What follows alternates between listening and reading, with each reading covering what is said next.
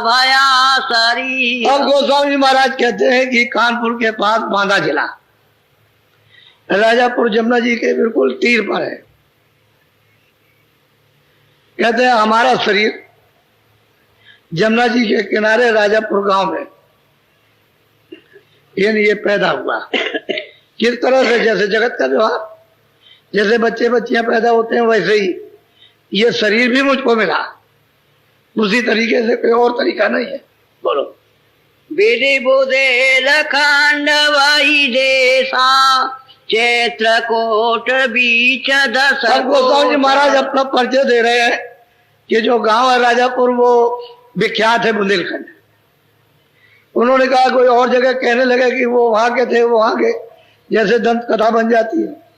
तो कहते हैं चित्रकूट से राजापुर का 10 कोस का यानी 20 मील का फैसला है। चित्रकूट से 10 कोसा और जमुना जी के किनारे राजापुर और जिला मतलब ये बांदा, वैसे विख्यात बुंदेलखंड है। मेरा वहां पर जन्म हुआ। बोलो। सामत 15 से नावासी भादो सुदी मंगल एकादशी। कहते हैं कि संवत 1589 और भादो सुदी मंगल एकादशी।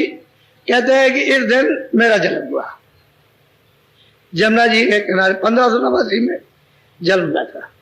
राजापुर में, इसी उत्तर प्रदेश में राजापुर गांव जिला जमुना जी के किनारे। वो अपना दिन और तिथि और वार ये सब बता रहे। बोलो। भया जन्म सोई कहो बुझाई बाल वृद्ध बुद्ध सुधि बहुविध दर। कहते हैं कि भाई जन्म तो हो गया।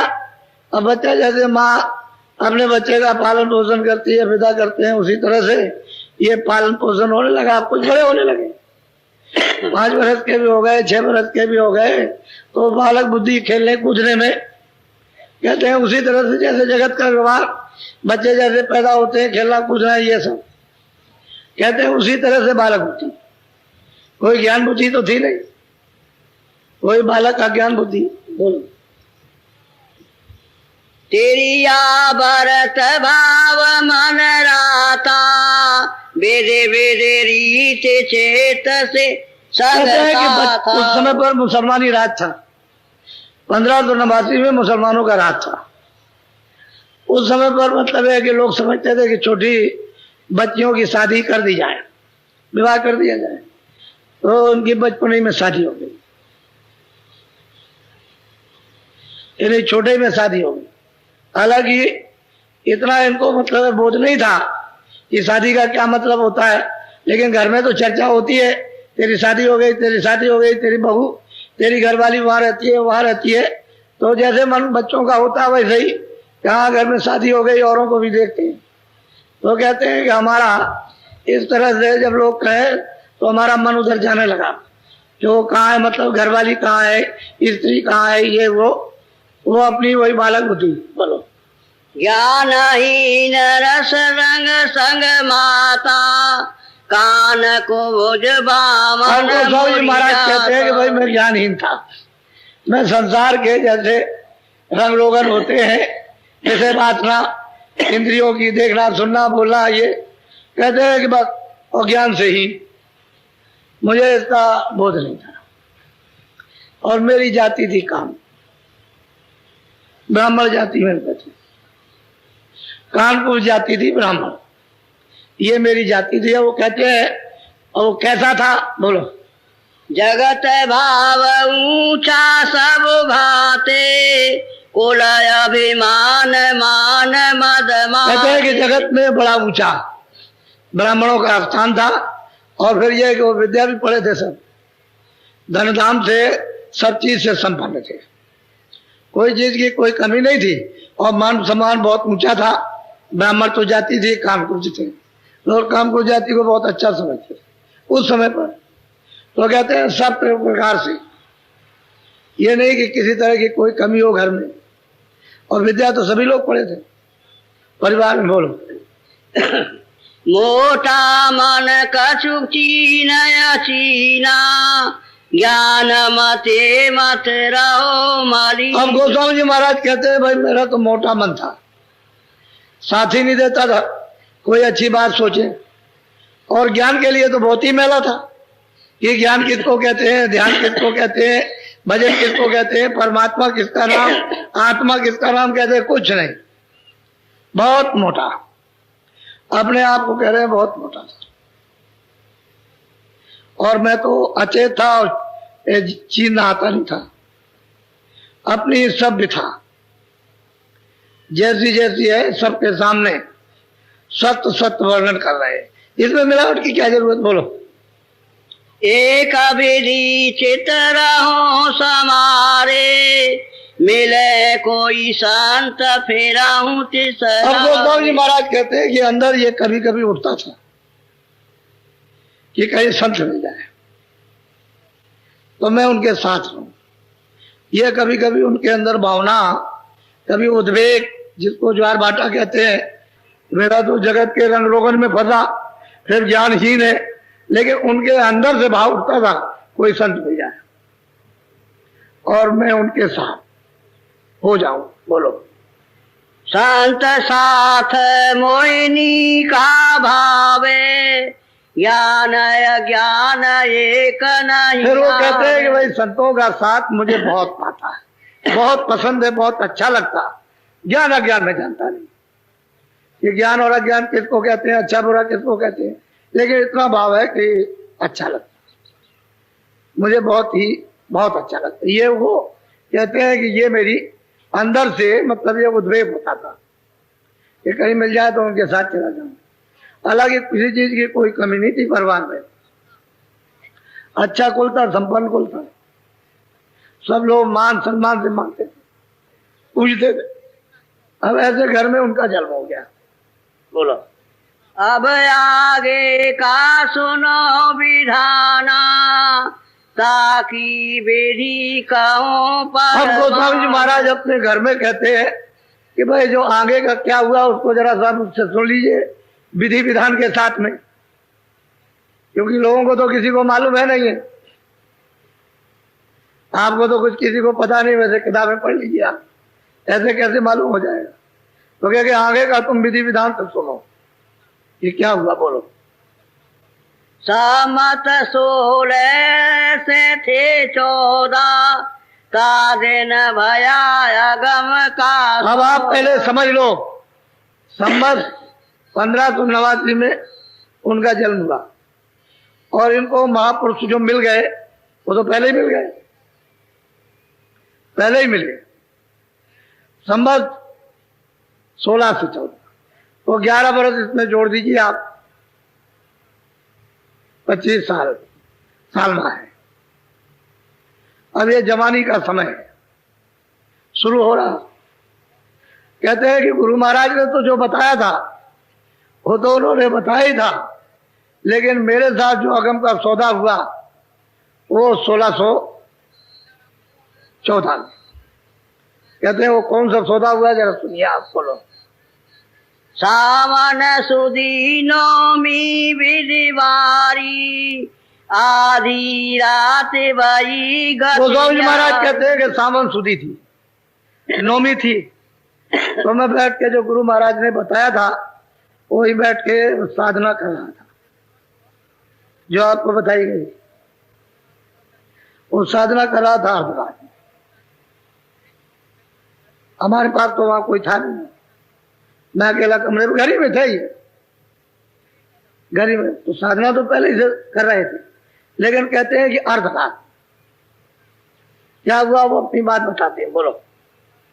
बिजली चमक भाई उजियारी, कड़का घोर सोर अति। अब गोस्वामी जी महाराज कहते हैं कि मैं बैठ के जब साधन कर रहा था तो बड़े जोर की बिजली, चम चम चम, बहुत जोर की बिजली। यहाँ ऐसी बिजली नहीं है, यहाँ कितना भी बादल गरजे बिजली चमके कुछ नहीं, बहुत तेज बिजली। ये सूरज उरज का उस बिजली के सामने कोई प्रकाश। कहते हैं बड़ा घोर शोर, बहुत भारी, इतनी यहाँ कोई आवाज में नहीं। कहते हैं कि ये मैंने देखा कि बिजली चमक रही है और बड़ा घोर शोर हो रहा है, सुनाई दे रहा। तो कहते हैं मुझे ये हुआ कि ये क्या हो गया। पहले तो उन्होंने ये सब सुना देखा नहीं था। अब उनको अर्धरात्रि में जब ये हुआ तो कहने लगे ये क्या है कि इतनी बिजली चमकी, सब उजाले हो गया, सब चारों तरफ उजाले ही उजाला, प्रकाश के उजाले में सब कुछ। अब ये सूरज और चांद का, तारों का तो उजाला नहीं। और कहते हैं बहुत घोर शोर, बहुत तेज आवाज। बोलो। मन में बहु विधि भर्म समाया, यह अचरज कहो कहाँ से। और उन्होंने सोचा कि भाई गुरु महाराज तो दूर है, बता दिया था उन्होंने, मैं उनकी कृपा से कर रहा था, लेकिन ये क्या हो गया एकाएक कि ये क्या चीज है, क्योंकि वो दूर होंगे। तो कहते हैं कि मुझे ऐसा ये हुआ कि क्योंकि हमने तो कभी देखा नहीं था, कभी सुना नहीं था, और ये एकाएक कौतूहल सामने आ गया और देख रहे और सुन रहे। बोलो। रात बीते गई भयउ बिहाना, मन अचरज सोई कहो। अब गोस्वामी महाराज नरनारियों ये कहते हैं कि अर्ध रात 12 बजे मैं बैठा और कहते हैं बिल्कुल सवेरा हो गया, सूरज निकल आया, तब तक उसी को देखते सुनते रहे, सवेरा हो गया। अब आप समझिए कि 5.5 घंटे तो हो ही गए, उसी को देखते सुनते, देखते सुनते, देखते सुनते, देखते उसी को हो गए। और फिर जब उजाला हो गया तब उधर से उनका ध्यान टूटा और इधर से उठ गए। बोलो। होने प्रति रोज रोज अस होई, एक दिवस सूरत चढ़ी। अब गोस्वामी जी महाराज कहते हैं कि जब मैं बैठूं तभी हो, जब बैठूं तब एकदम बिजली चमके, तमाम चारों तरफ उजाला और घोर शोर हो। कहते हैं रोज प्रतिदिन, कभी किसी दिन लगा नहीं। कहते हैं एक दिवस क्या हुआ कि हमारी सूरत ऊपर चढ़ गई। सूरत कहते हैं ये जो बैठी है दोनों आंखों के बीच ऊपर को चढ़ गई, ऊपर चढ़ी तेजी के साथ। ऐसे तेजी से नहीं जाती, बहुत तेज रफ्तार है उसकी, जितनी तेज रफ्तार है यहाँ किसी चीज की नहीं। तो कहते हैं एक दिवस सूरज चढ़ गया। बोलो। नील शिखर गुरुद्वारे माई, निरखाया चरज कान जा। अब वो कहते हैं कि वो नीलगिर पर्वत है, बड़ा प्रकाशमान है, कहते हैं वहां गुरु का द्वार है। और जब देखा वहां जाकर के उस दरवाजे पर खड़े होकर के चारों तरफ तो सामने रखने में दिव्य नेत्र ज्ञान चक्षु के द्वारा सब दिखाई देता। गुरुद्वारा नील से गुरुद्वारे माही, वो गुरु का वहां दरवाजा, वहां तो अंधेरा है नहीं। उस दरवाजे पर बैठ करके देखा और वहां गुरु भी वहां विराजमान। वो अगर नहीं मिलेंगे तो उधर कौन ले जाएगा उस तरफ। अब वो गोस्वामी जी महाराज कहते हैं कि सब मैंने सब अपनी आंख से देखा, देखा मतलब देखा, सब कुछ मैंने देखा। बोलो।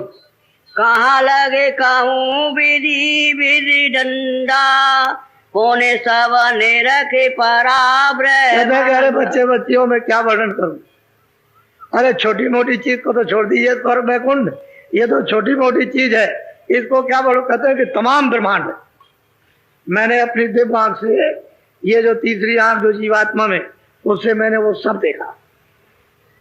कब देखा? 16 से 14 आध रात। और कहते हैं रोज रोज प्रति होई, रोज रोज कभी नहीं, रोज ही उसको करते करते करते देख करते सुनते देखते एकदम सूरज चढ़ गई। कहते हैं नील गिर गुरुद्वारे मानी, वो नील शिखर है, वो मतलब है गुरु का दरवाजा हो। और वहां जाकर के देखा तो ऐसा वैसे देखा। अब आप कहते होंगे हम रामायण जानते हैं, कभी तुमने पूछा है कि उन्होंने कौन सी साधना की, किसके पास जाकर के साधना की? कभी कुछ नहीं। किससे कहानियों का आपने एकदम से दरिया चला दिया। जो चीज आपको रामायण से प्राप्त कर रही थी वो तो आपने छोड़ दी और बस लगता है मनोरंजन में फंसते, ये मनोरंजन है। बोलो। गंगा जमुना और तेरा बैनी कमल बमाए सते गुरु की। अब वो कहते हैं कि जब मैं उधर ब्रह्मांड में गया तो मैंने वहां क्या देखा कि तमाम बड़ी बड़ी गंगा जमुना, ये संसार का ये लंबा चौड़ा पाठ क्या कुछ नहीं है, ये पूरे सारे संसार का, ये तो कुछ नहीं। ऐसे संसार तो उस गंगा जमुना में उस पाठ में न मालूम कितने अरबों खरबों समा जाएंगे, ये कुछ नहीं। ऐसी बड़ी बड़ी नदियां गंगा जमुना, कहते हैं कि मैंने उस सदगुरु के चरण कमलों में ये मैंने उनको देखा, और बगैर वहां गए हुए कैसे आप पार उतर सकते।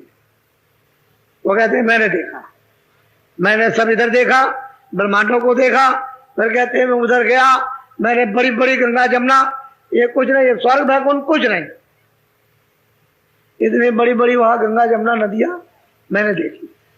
कैसा निर्मल पानी, बालू का मिट्टी का कहीं रेशा भी नहीं, वहां मिट्टी है ही नहीं, वहां बालू नहीं, कितना निर्मल कि कितने करोड़ों मील नीचे चले जाओ तो मुंह दिखाई देता है,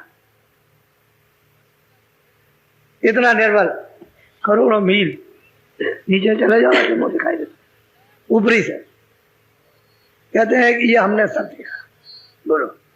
पदम प्रयाग अगम पूर्वासा सते गुरु कांज सुरति पदवा। कहते हैं कि पदम प्रयाग, कहते हैं कि जो यहाँ आएगा इस प्रयाग में, उस प्रयाग में जब स्नान करेगा, दैविक प्रयाग में जो ब्रह्मांडों के पार है, कहते हैं वो फिर जाएगा अगम पूर्वासा, वो अपने देश में, अपने घर में, अपने मतलब प्रभु के पास जाएगा, बगैर मतलब है कि इधर बगैर कंज में आकर के, यानी गुरु द्वारे पर बगैर बैठे हुए उधर कुछ नहीं देख सकता।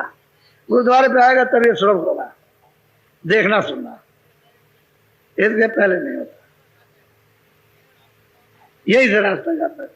अब यह है कि तुम अंधेरे में बैठे हो, कूड़ा कचरा पाप उनका तुमने यहाँ जमा कर लिया है, तुम पूरा जमा हो गया, तुम्हारी आंख तुम्हारे कान बंद हो गए, इस वजह से तुमको पता नहीं चलता है कि भाई हमारा आत्मज्ञान और वो आत्म आनंद और ईश्वर का सच्चा मतलब सत्य बोध और सच्ची शक्ति वो क्या है।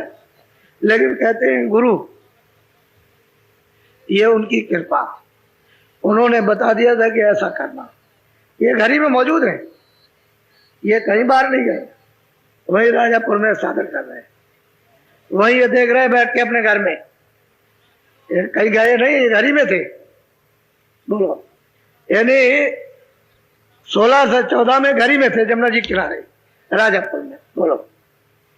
तीन लोक भीतर सब देखा, कहो कहाँ लगे विधि विधि ले। अब गोस्वामी जी महाराज कहते हैं भाई तीन लोग, ये मृत लोग, फिर स्वर्ग वैकुंठ ब्रह्मांड लोग, कहते हैं कि अलग अलग क्या वर्णन करें, इतना कागज और स्याही है नहीं कि जो अलग अलग विधि विधान से वर्णन कर दिया जाए, क्योंकि वो चीजें तो यहाँ है नहीं।